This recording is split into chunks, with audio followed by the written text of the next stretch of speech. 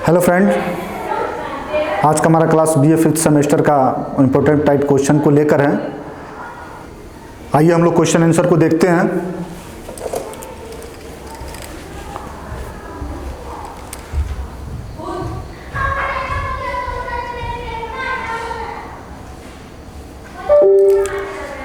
जनवादी चीन के संविधान में निम्न में से किसको नागरिक का अधिकार एवं कर्तव्य दोनों माना गया है? ये हमारा चीन का संविधान ही चलेगा, 2-3 वीडियो आपको, ठीक है। तो ये चीन के संविधान से संबंधित है। तो किसको जो है नागरिक का अधिकार और कर्तव्य दोनों माना गया है? परिवार नियोजन नहीं, विश्राम नहीं, प्रेस की स्वतंत्रता नहीं, शिक्षा प्राप्त करने का जो अधिकार है यह जनता का अधिकार भी है और जनता का कर्तव्य भी है। ये चूंकि 1982 जो हम लोग ये जानते हैं कि जो चीन का संविधान है 1982 का संविधान है, जिस समय वहाँ का संविधान बना उसी समय ये शिक्षा के अधिकार को वहाँ की जनता का अधिकार और कर्तव्य दोनों घोषित कर दिया गया। यदि भारत के संदर्भ में देखा जाए तो 86वां संविधान संशोधन 2002 में शिक्षा का अधिकार है, शिक्षा का अधिकार 2002 में हमको मिला और शिक्षा का अधिकार जनता को मिला। और शिक्षा बच्चों 0 से 6 वर्ष या 14 वर्ष तक के बच्चों को शिक्षा दिलाने का जो कर्तव्य है, जिसको 11वां मूल कर्तव्य माना गया है, ये 2002 में जोड़ा गया, ठीक है, 2002 में जोड़ा गया।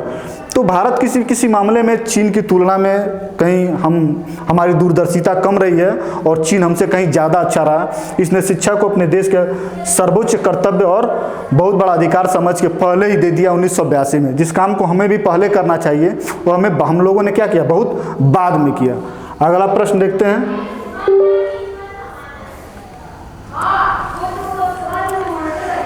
जनवादी चीन के संविधान में निम्न में से किसको अधिकार एवं कर्तव्य दोनों माना गया? जनवादी चीन के संविधान में निम्न में से किसको अधिकार एवं कर्तव्य दोनों माना गया है? पहले शिक्षा का अधिकार माना गया था, इसमें भी है काम करना आपका अधिकार ही नहीं है, आपका कर्तव्य है, ये दोनों होगा।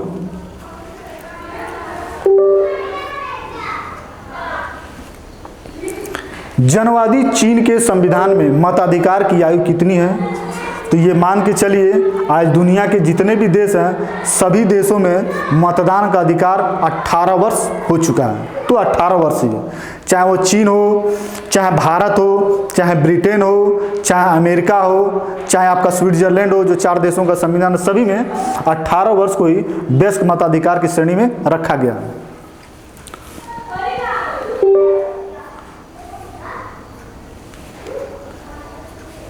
किस देश के संविधान में परिवार नियोजन को व्यवहार में लाना पति पत्नी का कर्तव्य माना गया है? किस देश के संविधान में परिवार नियोजन को, इसको पति पत्नी का कर्तव्य माना गया है? तो चीन का संविधान। चीन एक ऐसा देश है जहां बढ़ती हुई पॉपुलेशन को रोकने के लिए परिवार नियोजन का कार्यक्रम एक कानूनी तौर से लाया और वन चाइल्ड का कॉन्सेप्ट रख के अपने पॉपुलेशन को पूरी तरीके से उन्होंने क्या कर लिया, कंट्रोल कर लिया। यदि भारत को देखा जाए तो भारत भी विकासशील देशों में जिस तरीके से इसकी अर्थव्यवस्था विकसित कर रही थी उससे कहीं ज़्यादा दोगुना तिगुना स्तर पर यहाँ की पॉपुलेशन क्या हो रही थी, ग्रोथ कर रही थी, बढ़ रही थी। तो बढ़ती हुई जनसंख्या के अनुरूप अर्थव्यवस्था तो बढ़ नहीं रही थी, इस कारण यहाँ बेकारी और गरीबी ज़्यादा बना रहा, आज भी बना रहा। पॉपुलेशन को कंट्रोल करने के लिए भारत सरकार ने बहुत प्रयास किया, इसके बावजूद भी यह कंट्रोल नहीं हो पाया। लेकिन चीन एक ऐसा देश है जो अपने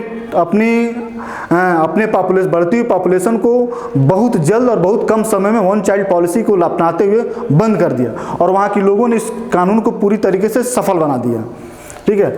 अगला जो प्रश्न है, किस देश के संविधान में वैवाहिक जीवन, परिवार, मातृत्व एवं शिशु के संरक्षण का दायित्व राज्य का है?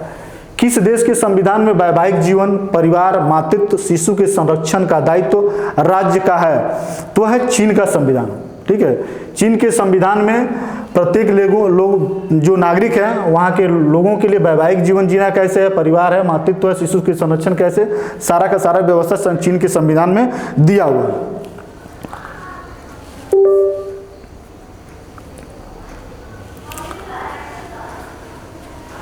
1 अरब 30 करोड़ की जनसंख्या वाले 1 अरब 30 करोड़ की जनसंख्या वाले चीन का विधानमंडल है।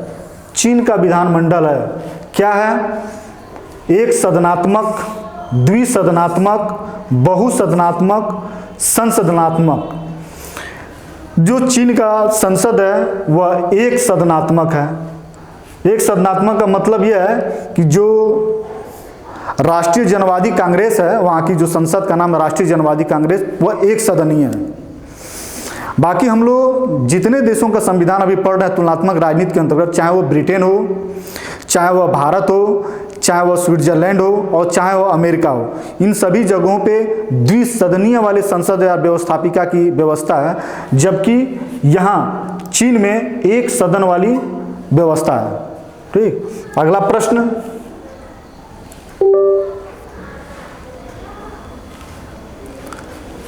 संविधान द्वारा चीन के विधानमंडल को का नाम दिया गया है। चीन की जो विधानमंडल है, जो कानून बनाने का काम करती है, उस विधानमंडल का क्या नाम है? तो उसका नाम है राष्ट्रीय जनवादी कांग्रेस। राष्ट्रीय जनवादी कांग्रेस। भारत में क्या कहा जाता है? संसद कहा जाता है। ब्रिटेन में क्या कहा जाता है? पार्लियामेंट कहा जाता है। स्विट्जरलैंड में क्या कहा जाता है? तो वहाँ भी पार्लियामेंट कहा जाता है। अमेरिका में क्या कहा जाता है? तो उसको कांग्रेस कहते हैं। तो अलग अलग देशों में अलग अलग नाम है। तो भारत, ब्रिटेन और स्विट्जरलैंड में जो संसद है वह पार्लियामेंट है, लेकिन जो चीन है वहाँ राष्ट्रीय जनवादी कांग्रेस है, और जो अमेरिका है उसमें कांग्रेस कहते हैं। व्यवस्थापिका का नाम कांग्रेस है और यहाँ राष्ट्रीय जनवादी कांग्रेस है।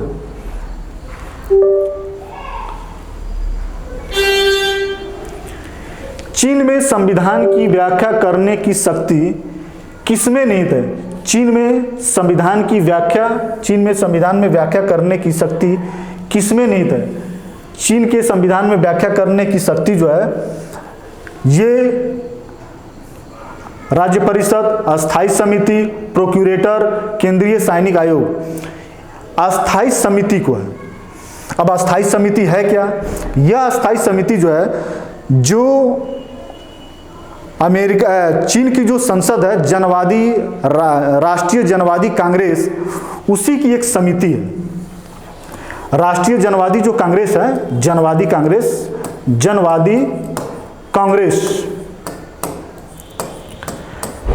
इसके जितने भी सदस्य हैं सब साम्यवादी दल के सदस्य होते हैं, और इसकी संख्या बहुत ज़्यादा होती है।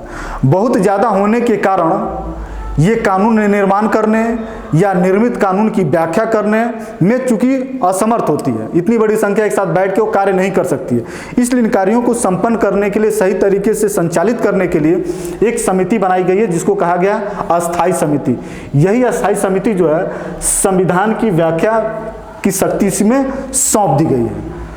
संविधान की व्याख्या करेगी या जनवादी कांग्रेस द्वारा जो निर्मित कानून है उसको बनाएगी, उसके बारे में जो सोचेगी ये यही करेगी। ठीक है।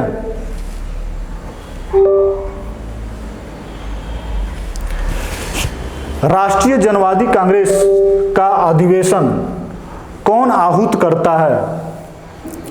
राष्ट्रीय जनवादी कांग्रेस का जो अधिवेशन है कौन आहूत करता है? तो इसका आहूत करने का अधिकार, इस अधिवेशन का आहूत करने का अधिकार अस्थायी समिति को है। जो अस्थायी समिति है, जो संविधान की व्याख्या करता है, यही उसको आहूत भी करता है, उसको बुलाता भी है। आहूत करने का मतलब, अधिवेशन आहूत करने का मतलब जो है, जनवादी कांग्रेस को आहूत करने या बुलाने का काम यही अस्थायी समिति करती है। वो आकर बैठेगी, अपना कार्य करेगी।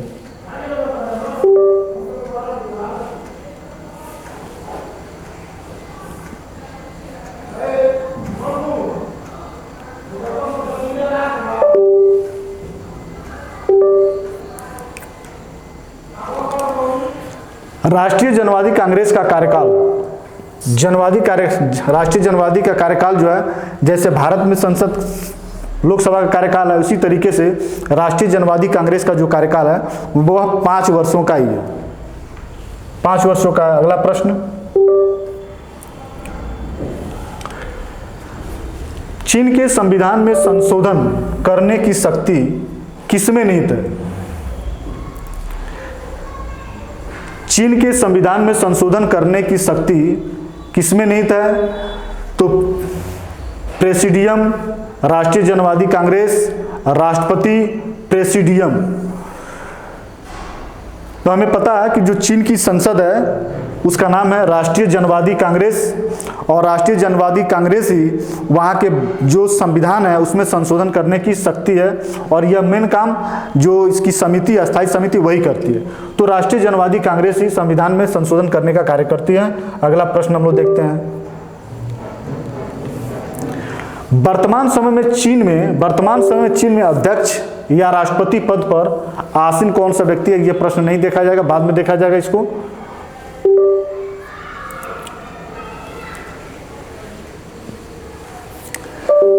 उन्नीस सौ 82 के संविधान में किस नवीन निकाय का प्रावधान किया गया है?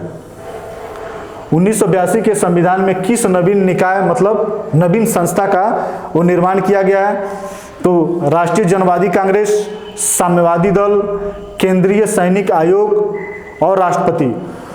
तो 1982 के संविधान में राष्ट्रपति जो है इसका प्रावधान किया गया है। जो पिछले 1975-78 का जो संविधान था उसमें राष्ट्रपति पद का कोई व्यवस्था नहीं थी। 1982 वाला जो संविधान बना इसी में राष्ट्रपति पद की व्यवस्था किया गया है।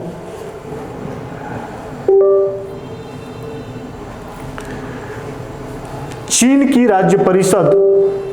राज्य परिषद किसके प्रति उत्तरदायी है? चीन की राज्य परिषद किसके प्रति उत्तरदायी है? साम्यवादी दल, राष्ट्रीय जनवादी कांग्रेस, जनता और राष्ट्रपति। जो राज्य परिषद है क्या? यदि भारत के संदर्भ में हम लोग इसको देखकर समझा जाए तो भारत में जो मंत्रिमंडल है, प्रधानमंत्री सहित मंत्रिमंडल जिसमें कार्यपालिका सहित शक्ति निहित है, वही जो है राज्य परिषद है। जिसमें कार्यपालिका शक्ति निहित है वह क्या है? राज्य परिषद है। तो वहाँ की कार्यपालिका शक्ति निर्धारण करने वाली, रखने वाली जो संस्था वह राज्य परिषद है, और यह राज्य परिषद राष्ट्रीय जनवादी कांग्रेस के प्रति क्या है? उत्तरदायी है। जैसे भारत में जो मंत्रिमंडल है या प्रधानमंत्री है वह संसद के प्रति न लोग उत्तरदायी होकर लोकसभा के प्रति उत्तरदायी है, ठीक इसी तरह जो चीन का जो राज्य परिषद है, जो जिसके पास कार्यपालिका शक्ति होती है, यह राष्ट्रीय जनवादी कांग्रेस के प्रति उत्तरदायी है अपने कार्यों के लिए।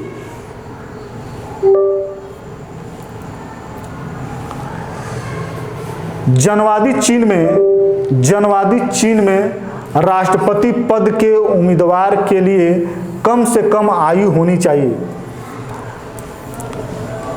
जनवादी चीन में राष्ट्रपति होने के लिए, राष्ट्रपति पद प्राप्त करने के लिए कितनी उम्र की आवश्यकता है? तो 45 वर्ष। ये गलत है, ये गलत है। यदि भारत के संदर्भ में हम इसको समझे तो भारत का जो राष्ट्रपति है उसकी उम्र निर्धारित की गई है, न्यूनतम योग्यता 35 वर्ष। यदि कोई व्यक्ति 35 वर्ष की उम्र पूरा कर चुका है तो राष्ट्रपति पद का उम्मीदवार बन सकता है, राष्ट्रपति के चुनाव का उम्मीदवार बन सकता है। लेकिन वहीं चीन में यदि कोई राष्ट्रपति बनना चाहता है तो उसकी न्यूनतम आयु कितनी है? 45 वर्ष। अधिकतम आयु नहीं रखी गई है, न्यूनतम आयु तय कर दी गई है। यह भी प्रश्न पूछने लायक है, जिसको याद रखिएगा।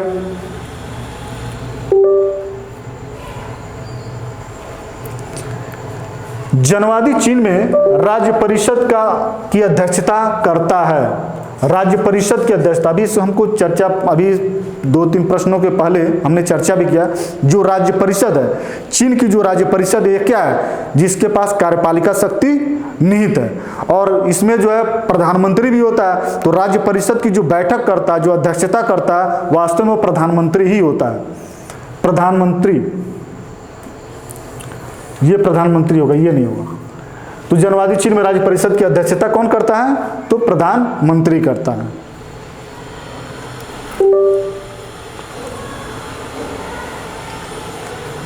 जनवादी चीन में राज्य प्रशासन का सर्वोच्च अंग है। जनवादी चीन में राज्य प्रशासन का सर्वोच्च अंग कौन है? राष्ट्रपति, अस्थायी समिति, उपराष्ट्रपति और राज्य परिषद। तो राज्य प्रशासन का जो सर्वोच्च अंग है वह है अस्थायी समिति। यही है अस्थाई समिति। अस्थाई समिति कहाँ होता है? जनवादी जो कांग्रेस है उसी की ये समिति होती है, इसी के पास यही जो है सबसे प्रमुख है।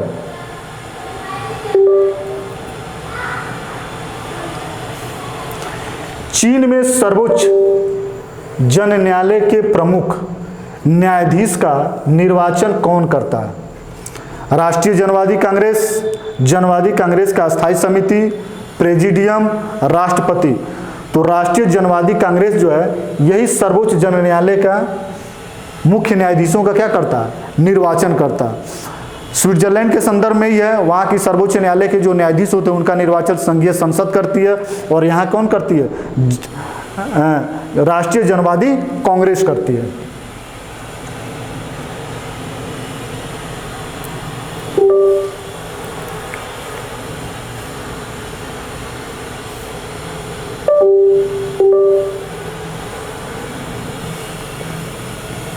चीन के सर्वोच्च जन न्यायालय के कौन सा अधिकार प्राप्त नहीं है?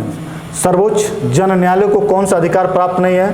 तो संविधान की व्याख्या, न्यायिक पुनर्विलोकन, उपर्युक्त सभी, महाभियोग लगाना। तो इसका ये आंसर होगा उपर्युक्त सभी, ये सभी है। संविधान की व्याख्या नहीं कर सकता, संविधान की व्याख्या कौन करता है? तो जनवादी कांग्रेस की जो अस्थाई समिति है वह करती है, न्यायिक पुनर्विलोकन वही करती है, और महाभियोग तो भाई अधिकार वो लगा नहीं सकता सर्वोच्च न्यायालय, तो उपर्युक्त सभी होगा इसका आंसर। ये ऑप्शन बैठाने में थोड़ा गलत कर दिया है, इसको यहाँ रहना चाहिए, इसको यहाँ रहना चाहिए, तो ये ऊपर नीचे हो गया, तो इसका आंसर क्या होगा? उपर्युक्त सभी। ठीक है, उपर्युक्त सभी होगा।